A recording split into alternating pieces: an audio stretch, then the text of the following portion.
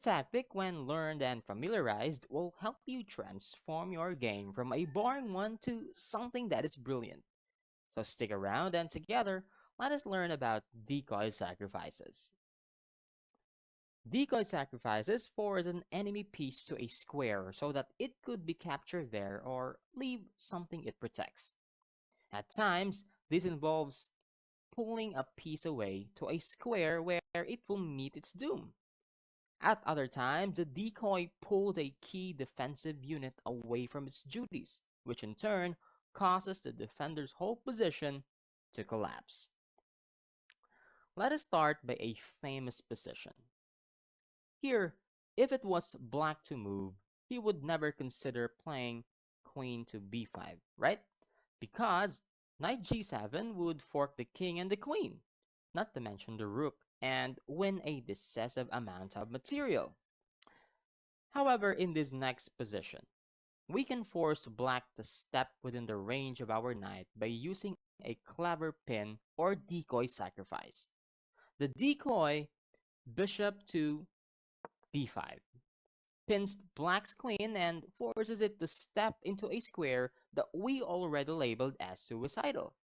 After queen takes b5, then knight c7 check, and black's queen is lost and the game can be resigned.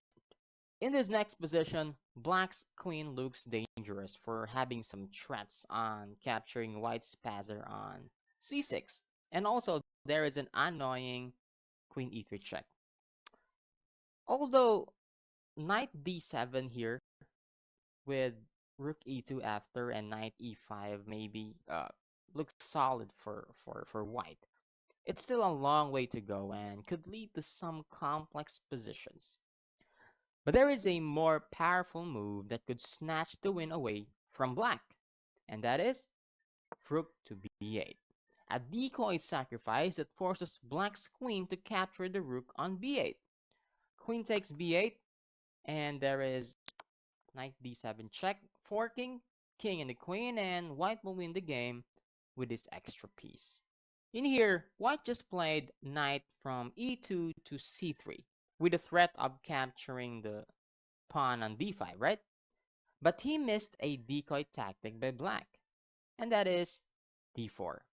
White must give up a piece, otherwise queen takes d4 will cost him the queen with a discovered attack on the queen there with queen takes h2 check. Giving up the queen or knight will cause him huge minuses for white. Regardless, is going to be win for black.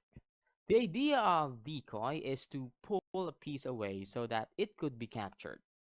Sometimes a king is pulled out so that it could be exposed to a mating attack. In this position, kings are castled in the opposite sides of the board. In this kind of situation, speed of attack matters. White attacks the king side and black attacks the queen side. Whoever strikes first with the deepest wounds wins. And white's decoy here hands him the win over. Bishop f6 check. If black captures the free bishop with king takes f6, then there's queen e5 checkmate.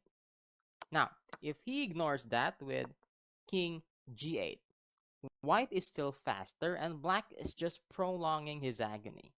Checkmate is still inevitable since there is queen h4, a takes b2, king will just move to b1. B takes c1 queen, king takes queen, queen a3 check, king d1, queen a4 check, knight b3, and black can't avoid the checkmate there. Other decoys revolve around pieces that are overworked as defenders. This position gives us a nice example of this. Black's queen defends the d6 pawn here and the g7, a potential checkmate for white there. Now, this poor thing is overworked and will be falling after the decoy move, rook takes d6. This takes advantage of the fact that by offering the rook in an effort to pull the queen away from the defense on g7 is going to be a huge tactical move for white. Now, This wins right away since after queen takes d6, of course, checkmate on g7 has a victorious air about it.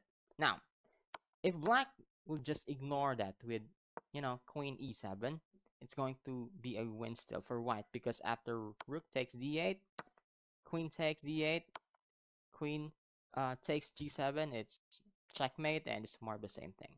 Sometimes a simple capture can lead to a decoy tactic. That is when an enemy piece that will recapture it finds itself in an unfavorable square. In this position, here, looks like f7 is not a good square for black's rook. It looks passive and odd in there. Black should have played maybe rook to e7 to contest white's rook on this e-file. But instead, black played knight c5 here, attacking the bishop on b3 and maybe seeing the opportunity of bishop to g6 and knight to d3 later on. But he missed bishop c2 check. When after bishop g6, there is bishop takes g6, king takes g6, and knight e5 for king, and rook, and an edge for white.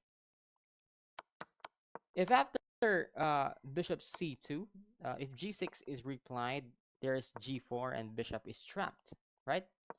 It's going to be the same thing if after king h8, g4 still gives no space for the bishop, no safe square for the bishop, and it looks like going to be a bad position for black.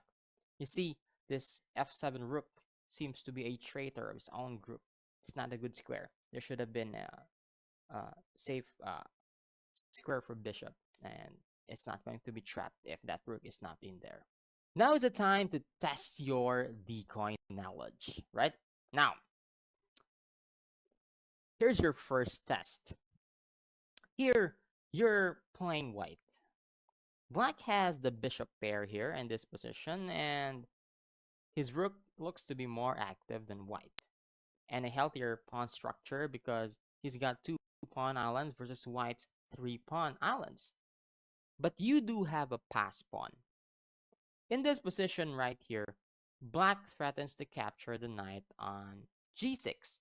Can you guess the best move here for white to grab an advantage? You can pause the video and try it for yourself.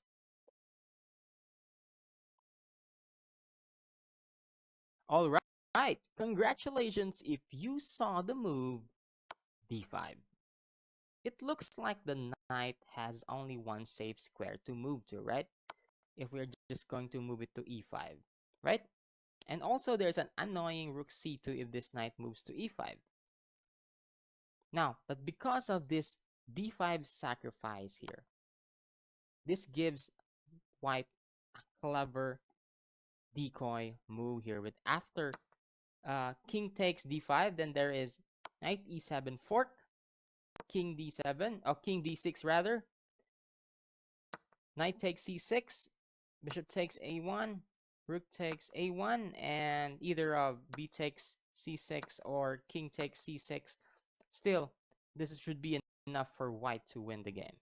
Hey, check this video out to make sure that you get more important information to bring your chess to the next level.